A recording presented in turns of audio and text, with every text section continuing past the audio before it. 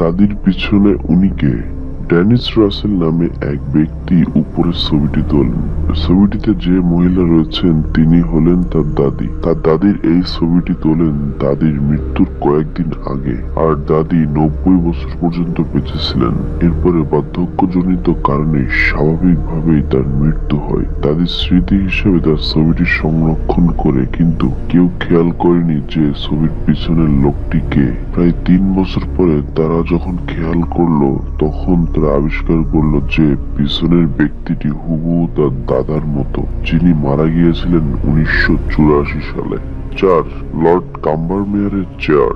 Lord Combermere মৃত্যুবরণ করলে একজন ফটোগ্রাফারকে ডাকা হয় লর্ডের খালি চেয়ার ছবি তোলার জন্য।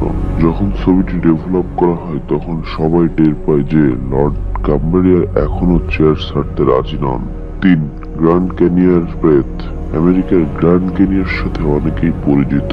ছবিটি তোলেন এই গ্র্যান্ড ক্যানিয়নে। এই ছবি প্রথম প্রকাশ করেন অনলাইন লেখক তার ছদ্মনাম সেভিয়ারা। ছবিটি তোলা হয় 1980 সালের দিকে। এটি তার চাচার ছবি। তার মতে তার চাচা কয়েকজন বন্ধুরা মিলে গ্র্যান্ড ক্যানিয়নে ঘুরতে গিয়েছিল এবং বিভিন্ন ছবি তুলছিলেন। এরপর তারা বাড়ি ফিরে যখন ছবিগুলো ডেভেলপ করলেন, তখন একটি ছবিতে দেখতে পারল গাছের আড়ালে লুকিয়ে আছে কালো পোশাকধারী একজন ব্যক্তি। যদি একটু খেয়াল করেন তাহলে দেখবেন লোকটির কোনো পা নেই, আর এই ছবি তোলার সময় কেউ দেখেনি। 2. সম্পূর্ণ দেহরী আত্মা।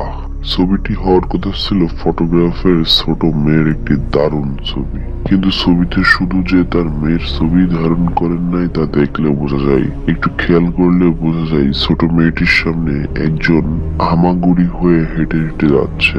এটাতে নিঃসন্দেহে ভৌতিক জিনিস প্রমাণ করে। 1. ভৌতিক শিশু। 1947 সাল মিস্টার অ্যাডরিস নামের একজন মহিলা তার মৃত কন্যার কবরের একটি ছবি তোলেন। তার মেয়ের কবরস্থানটি অস্ট্রেলিয়ার কুইন্সল্যান্ডে একটি কবরস্থানে অবস্থিত।